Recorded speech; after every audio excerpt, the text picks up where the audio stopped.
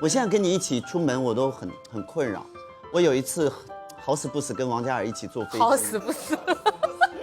就是在机场啊，就有很多人追他、接他、送他，我觉得可以理解。居然还有粉丝就是买那个头等舱的票跟他一起坐飞机。哇，没有啊，然后跟哥哥一起坐。对，然后我的那个位置，他旁边位置就好死不死是我的位置，所以我一路就觉得有那些小女生看我就。没有，我在机场的时候是，常会听到一句话是，谁呢？谁呀？不认识。